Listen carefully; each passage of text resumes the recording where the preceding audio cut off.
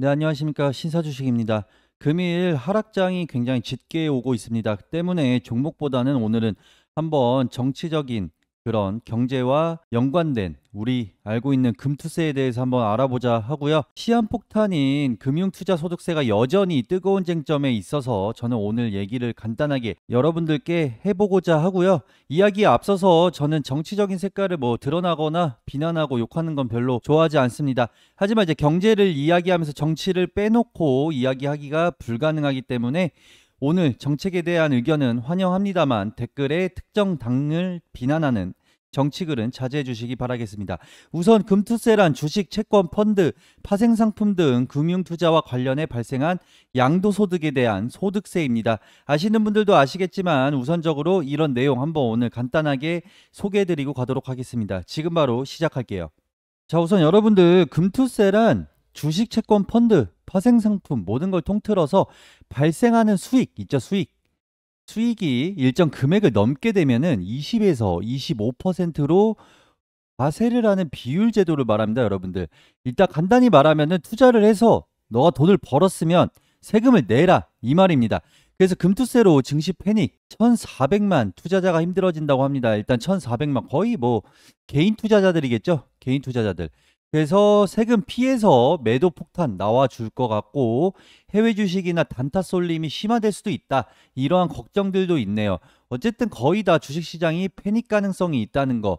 그렇기 때문에 우리는 이 정책을 반대해야 된다라는 목소리가 굉장히 큽니다.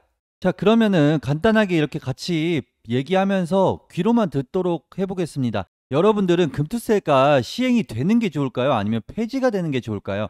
각자마다 입장 차이는 다를 수 있다고 생각을 합니다. 근데 현행상 국내 주식 매매 차익의 경우 소득이 모두 비과세입니다, 여러분들. 근데 금투세가 시행되게 되면 국내 주식 펀드 수익 5천만 원, 그리고 해외 주식 250만 원을 초과하게 되면 초과한 소득에 대해서 20에서 25% 양도소득세를 부과를 합니다.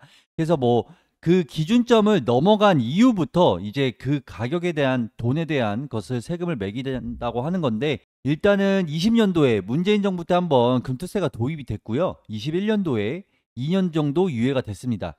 그래서 22년 윤석열 정부 때 25년으로 밀렸어요.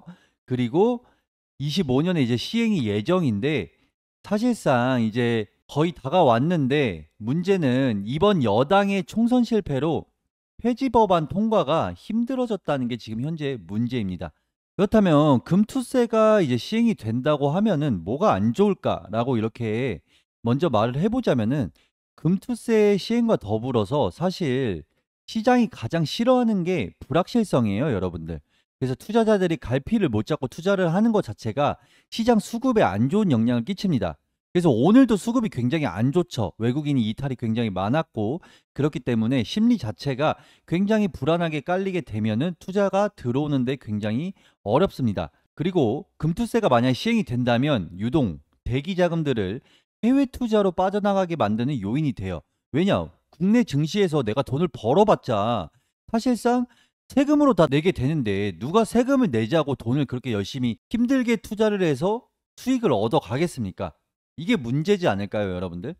그래서 일단 세금적인 부분도 부분이지만 원청징수가 저는 가장 문제라고 봐요.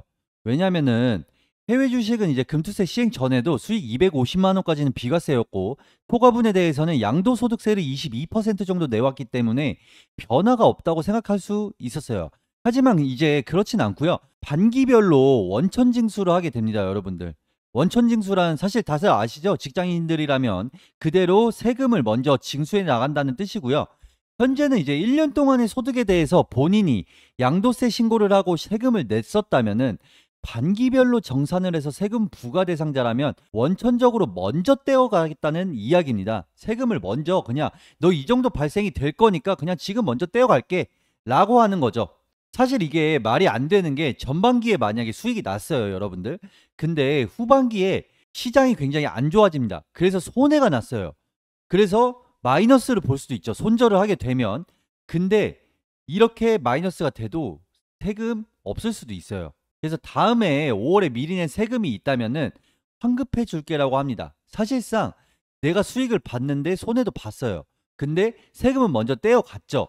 근데 내년에 이제 어느 정도 다시 계산을 해서 너 손해 봤네 하고 네가 신고를 한다면 이 부분에 대해서 너가 직접 증명을 해. 그래서 만약 이게 맞다면 다시 돌려줄게 라는 얘기입니다. 근데 사람들이 다들 바쁘게 살아가다 보면 이 부분을 신경을 쓸 수 없을 수도 있고 놓치는 경우도 있습니다. 그렇다면 그냥 결국 눈먼 돈이라는 거예요, 여러분들. 이게 결국에는 저는 복리 효과를 반감시킨다고 보고요. 기존 그대로였다면 안 내도 될 세금을 미리 나라가 받아가서 이자도 없이 이 돈을 돌려주겠다는 겁니다. 사실 투자라는 것은 복리 효과를 위해서 하는 건데 이 복리 효과를 반감시키는 굉장히 이상한 세법이라고 저는 생각이 들어요. 물론 5년간 이제 2월 과세를 적용시켜서 손익상계를 처리해 준다고 하니 그나마 사실상 계산적으로는 맞아요. 근데 아무리 생각해도 득보다는 실이 더 많을 것 같다는 생각밖에는 들지 않습니다. 신사 이제 마지막 코멘트 한번 드려볼게요. 여러분들 일단 물론 소득이 있는 곳에 세금이 있다는 말은 저는 사실 동의해요.